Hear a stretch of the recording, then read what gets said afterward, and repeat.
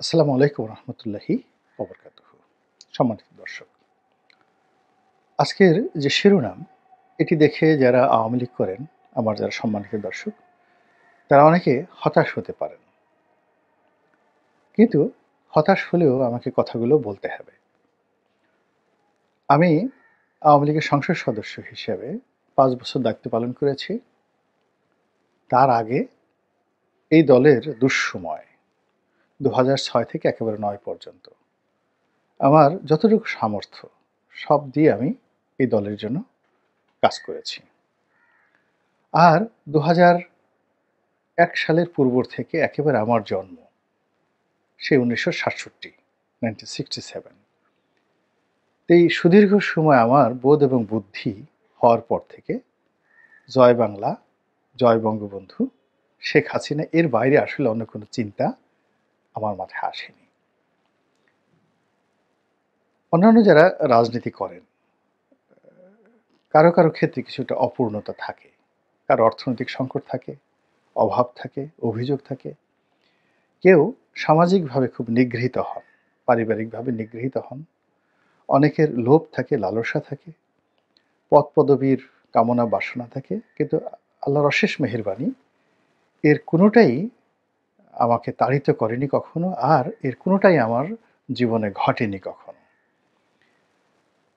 আমার একটা মধ্যবিত্ত পরিবারে জন্ম হয়েছে, দেশের প্রেক্ষাপটে। কিন্তু যে গ্রামে আমার জন্ম হয়েছে, ওই গ্রামে আমরাই সবচেয়ে সচ্ছল। আবার যেখানে পড়াশোনা করেছি, সবচেয়ে ভালো কলেজে, ভালো বিশ্ববিদ্যালয়ে, ভালো ছাত্র ছিলাম। আব্বা টাকা পাঠাতেন নিয়মিত। কিন্তু তারপরেও ইউনিভার্সিটিতে ফার্স্ট ইয়ারে থাকতেই কর্মজীবনে ঢুকে পড়ি এবং কর্মজীবনের একেবারে শুরুতেই সংবাদপত্রে ছিলাম, বিদেশি কোম্পানিগুলোতে চাকরি করেছি। ভালো বেতন ছিল, বড় পদ ছিল, গাড়ি ছিল, বাড়ি ছিল।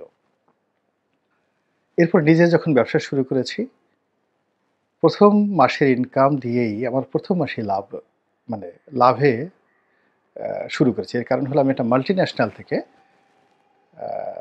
ডেনমার্কের একটা কোম্পানি থেকে চাকরি ছেড়ে যখন আমি ব্যবসা শুরু করলাম, আমার সেই চাকরির চেয়ে আমার ব্যবসাটার শুরুটাই ছিল বড় হিসেবে। আবার রাজনীতিতে যে আমার অভিষেকটা শুরু হলো জাস্ট ওয়ান টাচ। ১ম এ আসলাম, নমিনেশন চাইলাম, পেলাম এবং ভোটে এমপি হয়ে গেলাম। ফলে আমার জীবনে আসলে কোনো কিছুই জটিল হয়নি। কুটিলভাবে, নেতিবাচকভাবে চিন্তা করার সুযোগ কখনোই হয়নি। তো এই কারণে কি হলো, যখন আমি এমপি হলাম তখন থেকে আসলে আওয়ামী লীগের পদ পেতে হবে, পদবি পেতে হতে হবে, মন্ত্রী হতে হবে, এমপি হতে হবে, আবার এরকম চিন্তা আমাকে তাড়িত করেনি। ফলে আমি অনেক নিপাট, নির্ভেজাল, অপ্রিয়, নিষ্ঠুর সত্য কথাগুলো বলেছি, যেগুলো দলের অনেকে মনে করেছিলেন যে এগুলো দলের জন্য ক্ষতিকর। কিন্তু দেখুন, আজকের এই প্রেক্ষাপটে চিন্তা করুন যে আমার মতো যদি ১০ জন লোক আওয়ামী লীগ অ্যাবজর্ব করতে পারত ২০০৯ থেকে ২০১৪ সন পর্যন্ত, বিশ্বাস করেন এখানে মোহাম্মদে আরাফাতের মতো মানুষ তৈরি হতো না। সালমান এফ রহমানের মতো মানুষ প্রধানমন্ত্রীর কার্যালয়ে ঢুকতেই পারত না।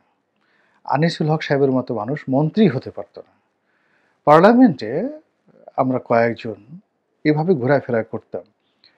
মানে ওই সময়টাতে ১২-১৩ সনে এই যে যাদের বিরুদ্ধে দুর্নীতির অভিযোগ, যারা আওয়ামী লীগকে ডুবিয়েছে, যাদেরকে দেখলে এখন আওয়ামী লীগের লোকজনকে মারতে ইচ্ছা করে, সেই সমস্ত মানুষ, মানে গণভবনে বলেন, বঙ্গভবনে বলেন, সরকারি আশ্রয়ে বলেন, এদের কোনো নামগন্ধই ছিল না।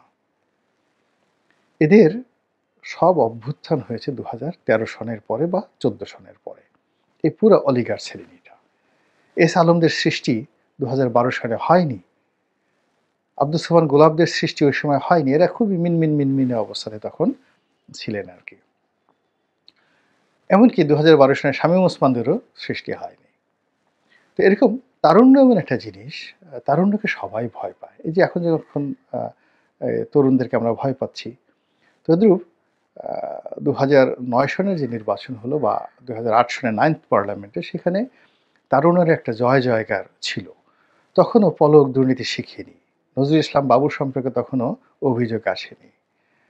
তখনও ইকবালুর রহিম আ সংসার চালানোর জন্য তাকে চিন্তা করতে হতো যে তার সংসার কিভাবে চলবে। তো এরকম একটা অনেস্টি ছিল। তো ওই জায়গাতে অ্যাবজর্ব করতে না পারার কারণে কি হলো? আপনার আওয়ামী লীগের মধ্যে ঘুণ ধরে গেল। আবার একই ভাবে আমি ২০১৮ থেকে বিএনপিতে আছি। আমি বিএনপির আ যেহেতু একটা ব্যাক ফুটেজ ছিল, পজিটিভ দিকগুলো বলেছি সবসময় এবং এখনো যেহেতু বিএনপি আমি ছেড়ে যাইনি। তো কাজেই বিএনপি দলটি ভালো করুক। এজন্য একেবারে সেই গত ৪ মাস ধরে ঠিক সেইভাবে কথা বলছি। আ যেভাবে আমি আওয়ামী লীগে যখন ছিলাম এমপি তখন যেভাবে কথা বলতাম এখন ঠিক সেভাবে কথা বলছি। বিএনপি এটা কিভাবে গ্রহণ করলো, করলো না, কি মনে করলো বা না করলো এটা নিয়ে আমার কোনো মাথা ব্যথা নেই। এর কারণ হলো আমি আওয়ামী লীগ থেকে কিছু আশা করিনি। যে দলের সঙ্গে আমার আত্মিকতা রয়েছে, যে দল আমাকে এমপি বানিয়েছে, তাদের কাছেই আমি আর কোনো চাওয়া পাওয়া ছিল না। তো বিএনপির কাছে আমি কি চাইবো? তো যার জন্য আমি আমার মতো করে বলে যাচ্ছি। আবার একইভাবে এই সময়টিতে এখন আওয়ামী লীগকে যদি আমি তেল মারি বা অন্য সবার মতো যদি একটা কল্পনাপ্রসূত জিনিস তৈরি করি, আ শুনতে আপনাদের খুব ভালো লাগবে। আ আমার কিছু ভিডিওতে আওয়ামী লীগের অনেক নেতাকর্মী ইন্সপায়ার্ড হয়েছেন। তারা অনেকে টেলিফোন করে বলেছেন যে, "ভাই, এই বিপদের দিনে আপনি বলছেন আপনার প্রতি জুলুম করা হয়েছে। আপনি বিএনপিতে আছেন। তারপরও আমাদের এই বিষয়গুলো বলছেন। We are grateful." এই কথাগুলো অনেকে বলছেন। তো তারা হয়তো আবেগপ্রবণ। আমি তাদের অনেকের মধ্যে দেখেছি তারা প্রায় সবাই প্রতিদিন স্বপ্ন দেখেন। রাতে যে সকালবেলা উঠে দেখবেন যে শেখ হাসিনা বাংলাদেশে চলে এসেছে। আওয়ামী লীগ ক্ষমতায় বসেছে। আর এই গত ৪ মাসে আওয়ামী লীগের সঙ্গে যে জুলুম অত্যাচার হয়েছে তারা সেটা কড়ায় গুন্ডায় সেটা প্রতিশোধ নিয়ে সবাইকে দাঁত ভাঙা জবাব তারা দিয়ে দিয়েছেন। তো এরকম যে স্বপ্ন বা কল্পনা, ইলিউশন এটার মধ্যে আওয়ামী লীগের প্রায় সব মানুষ। হাতে গোনা কিছু মানুষ আছেন যারা আওয়ামী লীগ জমানাতে ক্ষতিগ্রস্ত হয়েছেন শেখ হাসিনার দ্বারা। দলের অভ্যন্তরীণ দ্বন্দ্ব এবং সংঘাত দ্বারা ক্ষতিগ্রস্ত হয়েছেন। তারা চাচ্ছেন যে যা হয়েছে ভালো হয়েছে। শেখ হাসিনা না আসলেই ভালো। আওয়ামী লীগ মুসলিম লীগের মতো পতন হয়ে যাবে ইত্যাদি, ইত্যাদি অনেক কথা। আর সাধারণ যারা মানুষ আছেন তারা এই বিশৃঙ্খলার কারণে, রাজনৈতিক বিশৃঙ্খলার কারণে পুরো রাজনীতির উপরই তারা বীতশ্রদ্ধ হয়ে পড়েছেন এবং তারা মনে প্রাণে চাচ্ছেন যে একটা অরাজনৈতিক শক্তি দীর্ঘমেয়াদে এই দেশটাকে চালাক। এই পুঁটি মাছের লাফালাফি, মিনি মাছের ডাকাডাকি এই জিনিসগুলো তাদের পছন্দ হচ্ছে না। তারা রয়্যাল বেঙ্গল টাইগারের হুঙ্কার শুনতে চাচ্ছেন। শাসক শাসকের মতো হবে, রাজা রাজার মতো হবে। রাজার ঘোড়া থাকবে, চাবুক থাকবে, রাজপ্রাসাদ থাকবে। তো এরকম আ অনেক যারা সাধারণ মানুষ তারা মনে প্রাণে চাচ্ছেন যে একটা সুসংবদ্ধ শক্তি দেশটিকে সুন্দরভাবে চালাক। কোন দুর্বল শাসক, পোলাপানের শাসক, আ অর্বাচীনের শাসন যেন না চলে। তো এইরকম একটা ক্রিটিক্যাল যে অবস্থা, সেই অবস্থাতে যারা কল্পনা করছেন যে শেখ হাসিনা আবার ফিরে আসবেন, এটি আমার দৃষ্টিতে বলতে গেলে একেবারে অসম্ভব। একেবারে অসম্ভব। তার বয়সের কারণে। ২ নম্বর হলো যে তিনি যেভাবে গিয়েছেন, এটাকে সবাই আ বলছে যে তিনি পালিয়ে গেছেন। এটাই প্রতিষ্ঠিত হয়ে গেছে। ফলে পালানো অবস্থা থেকে কোনো রাজনীতিবিদ ফিরে এসে আবার ক্ষমতায় পুনঃপ্রতিষ্ঠিত হয়েছেন, এটার সিঙ্গেল নজির জানা নেই। যেমন যুদ্ধে পরাজিত হয়েছিলেন নেপোলিয়ন বোনাপার্ট। তাকে ধরে নিয়ে যাওয়া হলো। ধরে নিয়ে যাওয়া হলো এবং তাকে একটা দ্বীপে বন্দী করে রাখলো ব্রিটিশ আর্মি, সেনাবাহিনী। তিনি সেই ব্রিটিশ আর্মির কবল থেকে পালিয়ে চলে এলেন একা। এবং যখন তিনি এলেন তখন তিনি দেখলেন যে তার বিরোধী পক্ষ ফ্রান্সের ক্ষমতা দখল করে আছে এবং ওখানে ব্রিটিশ কর্তৃত্ব চলছে। তো ওরকম একটা সৈন্যবাহিনীর সঙ্গে তার দেখা হলো। হয়তো ২-৩ হাজার সৈন্য ছিল এবং সেই ২-৩ হাজার সৈন্য যারা নেপোলিয়ন বোনাপার্ট যেহেতু পালিয়ে এসেছেন তাকে গ্রেপ্তার করবে।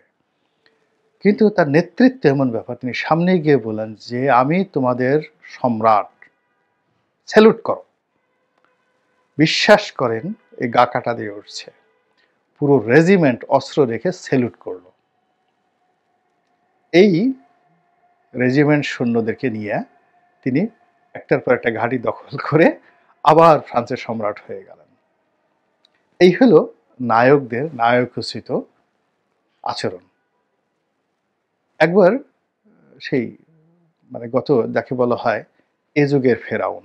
ফেরাউন মানে আমরা বাংলাদেশে গালাগালি করি, কিন্তু এটা মিশরে খুবই প্রেস্টিজিয়াস একটি উপাধি। এবং আমরা যে ফেরাউনকে গালাগালি করি, রামসেস দ্য সেকেন্ড, তাকে বলা হয় ফাদার অফ দ্য নেশন মিশরে, ইজিপ্টে। তো গত এই ১০০ বছর বা ২০০ বছরের মধ্যে মানে কলিকালের যে ফেরাউন, তিনি হলেন গামাল আবদেল নাসের। তো তার বীরত্ব কেমন? তিনি মঞ্চে বক্তব্য দিচ্ছেন, হঠাৎ করে মঞ্চে গুলি করা হলো এবং তার শরীর থেকে দরদর করে গুলি ঝরছে। তখন টেলিভিশন ছিল না, রেডিওতে এই তার ভাষণ প্রচারিত হচ্ছিল পুরো আরব বিশ্বে। তো সমস্ত মানুষ দৌড়াদৌড়ি শুরু করলো। তখন তিনি মঞ্চে দাঁড়িয়ে বললেন, "প্রিয় ভাইয়েরা আমার, আপনাদের কাউকে গুলি করেনি। আপনারা তাকিয়ে দেখুন, ফিরে তাকিয়ে দেখুন, আমাকে গুলি করছে, আমার শরীর থেকে রক্ত ঝরছে। আমি আপনাদেরকে ছেড়ে যাচ্ছি না। I am not living you. আপনারা কেন আমাকে ছেড়ে যাচ্ছেন?" এই জনগণ ঘুরে দাঁড়ালো। পুরো যে অভ্যুত্থান তার পক্ষে চলে এলো। This is the politics. কাজেই সাবেক প্রধানমন্ত্রী শেখ হাসিনা তিনি গেছেন, যদি ভারতে না গিয়ে ভুটানে যেতেন। ভারত বাংলাদেশের লোকের কাছে খুবই ঘৃণিত, নিন্দিত, শত্রু রাষ্ট্র হিসেবে বিবেচিত। তিনি সেখানে গিয়েছেন। তো প্রথমত তিনি পালিয়েছেন বা পালানোর বদনামের ভাগীদার হয়েছেন। দ্বিতীয়ত তিনি এমন একটি দেশে গেছেন যে দেশের কথা শুনলে বাংলাদেশের সব মানুষ দরকার হলে কবর থেকে বের হয়ে এসে অস্ত্র হাতে নেবে। ফলে শেখ হাসিনা, নরেন্দ্র মোদী এসে বাংলাদেশে যদি প্রতিষ্ঠা করার চেষ্টা করা হয়, এ দেশের 18 কোটি মানুষের প্রায় সবাই, এমনকি আওয়ামী লীগের লোকও ভারতের বিরুদ্ধে অস্ত্র তুলে নিতে বাধ্য হবে। তো কাজেই ভারতের সহযোগিতা নিয়ে সরাসরি শেখ হাসিনার ফিরে আসাটা অসম্ভব। এই গেল একটা। সেকেন্ড থিং হলো, তিনি ভারত যদি তাকে প্রত্যার্পণ করেন, বিচারের মুখোমুখি হন, 2 বছর 3 বছর এইভাবে চলে, তার যে বয়স এখন প্রায় 80 বছর, তার ওই হাত পা বাঁকা হয়ে যাবে। বেগম খালেদা জিয়া এখন যেভাবে অসুস্থ, তার চেয়ে তার অবস্থা আরও খারাপ হয়ে যাবে। তো বুঝতে পারছেন ব্যাপার। শেখ হাসিনাকে নিয়ে আপনারা যারা চিন্তা ভাবনা করছেন, এখানে তার প্রতি শ্রদ্ধা রাখুন, ভালোবাসা রাখুন, সঙ্গে সঙ্গে আপনারা বিকল্প চিন্তা করুন। জয়কে নিয়ে চিন্তা করুন। শেখ পরিবারের বাইরে যদি কাউকে নিয়ে চিন্তা করেন বা পরিবারের মধ্যে অন্য কাউকে নিয়ে চিন্তা করুন, কিন্তু এই চিন্তাটা কনক্রিট যদি রাখেন, বিএনপি বহু বছর শুধু বেগম খালেদা জিয়াকে নিয়ে চিন্তা করেছে। এমনকি 2018 সন পর্যন্ত খালেদা জিয়াকে নিয়ে চিন্তা করেছে। তারা তারেক রহমানকে চিন্তাই করেনি, এবং that was A greatest mistake. ফলে তারেক রহমানের নেতৃত্ব গড়ে ওঠেনি। তারেক রহমানকে যদি 2014 সন থেকে প্রমোট করা হতো, তাহলে তিনি আজকের বিষয়ে আরও বেশি সিদ্ধান্ত নিতে পারতেন। তো যেহেতু আওয়ামী লীগ এখন একটা বিএনপির মতো অবস্থায় পড়েছে, তাকে সিদ্ধান্ত নিতে হবে হু ইজ লিডার, তার নেতাকে।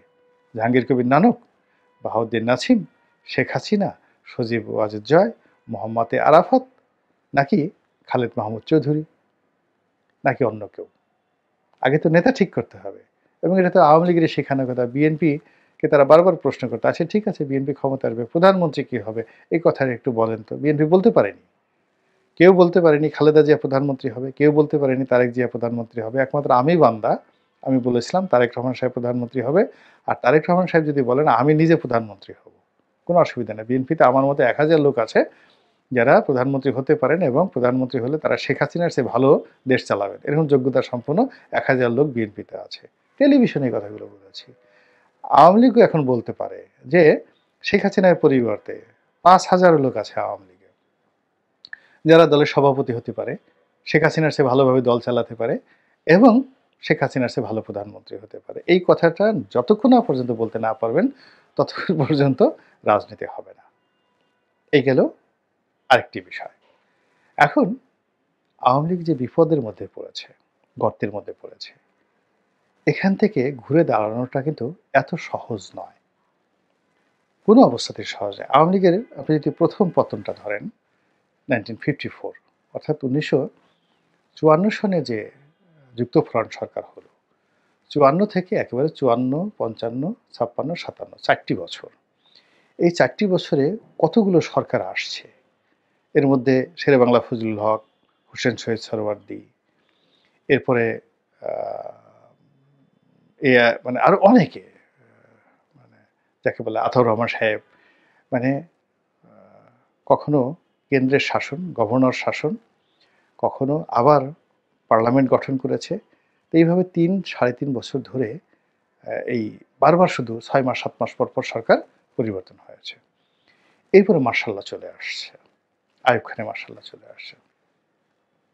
তো 58 থেকে আপনি যদি ধরেন 1973, তা 58 থেকে 73 যদি ধরেন তাহলে কত বছর হলো? 58 থেকে 58, 68 বছর, 68 মানে 10 বছর, 68 থেকে 73 5 বছর, মানে 15 বছর তাকে অপেক্ষা করতে হয়েছে দ্বিতীয়বার ক্ষমতা আসার জন্য। দেন এগুলো কিন্তু সব ম্যাথমেটিক্স টার্মস এবং বারবার ঘটনা ঘটে। অর্থাৎ 54 সনে তারা 3 থেকে 3.5 বছর আওয়ামী লীগ ক্ষমতায় ভোগ করেছে এবং বহুবার তাকে সরকার পরিবর্তন করতে হয়েছে, প্রধানমন্ত্রী পরিবর্তন করতে হয়েছে, কেন্দ্রে এক ধরনের মন্ত্রিপরিষদ চেঞ্জ হয়েছে বারবার। একই ঘটনা কিন্তু 73 থেকে 75, যে তাদের শাসনামল। এই শাসনামলে সরকারের এই প্রধানমন্ত্রী শাসিত শাসক, মানে প্রধানমন্ত্রী, তারপর রাষ্ট্রপতি শাসিত, এরপর বাকশাল শাসিত, এরপরে মন্ত্রিপরিষদ কতবার চেঞ্জ হয়েছে। 3.5 বছরের তাদের শাসন আমলে সব কিছু তছনছ।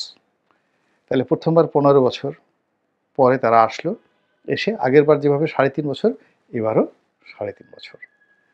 তারপর ক্ষমতায় গেল, এরপর তারা ক্ষমতায় ফিরে পেল 21 বছর পর। 21 বছর পর ক্ষমতায় ফেরত পেল। ফেরত পাওয়ার পর তারা 5 বছর ক্ষমতা চালালো খুব সুন্দরভাবে, এবং 5 বছর ক্ষমতা চালানোর পর তারা আবার সেই 2001 থেকে 2009, অলমোস্ট 9-10 বছর পরে তারা আবার ক্ষমতা আসলো। এটা হলো স্বাভাবিক অবস্থায়। এখন যে অস্বাভাবিক অবস্থায় পড়েছে, এই 15 বছরের শাসন, তার মধ্যে 10 বছর অবৈধ অবৈধ অবৈধ, এই কথাটাকে আগে বলতে হবে। আওয়ামী লীগের কোনো লোক যদি বলে 2014 সালে নির্বাচন ওকে ছিল, 18 নির্বাচন ওকে ছিল, 14 নির্বাচন ওকে ছিল, কিয়ামত পর্যন্ত ক্ষমতায় আসতে পারবে না, আল্লাহর গজব নাজিল হবে, আল্লাহর গজব নাজিল হবে। বিএনপি যদি বলে 21 আগস্ট গ্রেনেড হামলা বিএনপি আওয়ামী লীগ করেছে, বিএনপি যদি বলে যে 15 ফেব্রুয়ারি নির্বাচন পারফেক্ট ছিল, আল্লাহর গজব নাজিল হবে। প্রথমত হলো তওবা করা, ফিরে আসা। আওয়ামী লীগকে তওবা করতে হবে যে 3টা নির্বাচন করেছে, অন্যায়, জঘন্য, বাজে, আমরা মাপ চাই, এই কাজ আমরা করব না, এই কাজ আমরা করব না। তো সেখান থেকে বের হয়ে এসে নতুন ধারার একটা রাজনীতি তৈরি করা বা ওই কথাগুলো বলা, পুরনো যারা পাপ করেছে, পাপীরা তো বলতে পারবে না। পাপীরা মৃত্যুর আগ পর্যন্ত, আপনি এই মানুষ এত খারাপ, কিয়ামতের দিন আল্লাহর সামনে দাঁড়িয়ে দাঁড়িয়ে তারা মিথ্যা কথা বলবে, আল্লাহ আমি এই কাজ করিনি। তখন আল্লাহ করবেন কি, ওই হাতের, ওই যে লোকটা মিথ্যা বলছে তার হাতের জবান খুলে দেবে। হাত বলবে যে হ্যাঁ আল্লাহ, এই আমার এই হাত দিয়ে চুরি করেছে। তার যৌনাঙ্গের জবান খুলে দেবে, ও বলবে ও জেনা করেছে। তারপরও সে বলবে যে না আমি এই কাজ করিনি, আমি এই কাজ করিনি। তখন আল্লাহ রাব্বুল আলামিন, এগুলো কোরআনের কথা, সাক্ষী হিসেবে আল্লাহ রাসূলকে ডাকবেন যে ইয়া রাসূলাল্লাহ দেখেন তো আপনার উম্মত কি বলে। তখন সেই লোক মাথা নোয়ায় থাকবে। তো এই হলো মানুষ। তা যেই লোক 14 থেকে বা 9 থেকে কন্টিনিউয়াসলি আওয়ামী লীগের নাম ব্যবহার করে দেশটাকে লুটপাট করেছে, তাকে দিয়ে আপনি সরি বলাতে পারবেন না। তাকে দিয়ে আপনি কখনোই নতুন রাজনীতি শুরু করাতে পারবেন না। কারণ ও সরি বলার সাথে সাথে ওকে জেলে যেতে হবে। ও সরি বলার সাথে সাথেই তো ওকে টাকা ফেরত দিতে হবে। ও সরি বলবে কেন? ফলে যাদের বিরুদ্ধে অভিযোগ আছে আওয়ামী লীগের, মন্ত্রী বলেন, এমপি বলেন, চেয়ারম্যান বলেন, মেম্বার বলেন, প্রত্যেকটা লোককে আগে কাট অফ করতে হবে ক্যাটাগরিক্যালি, যে এই লোক অর্থনৈতিক দুর্নীতি করেছে, এই লোক ব্যক্তিগত দুর্নীতি করেছে, এই লোক দলের ক্ষতি করেছে। বাদ দিয়ে আওয়ামী লীগ বিশাল সংগঠন।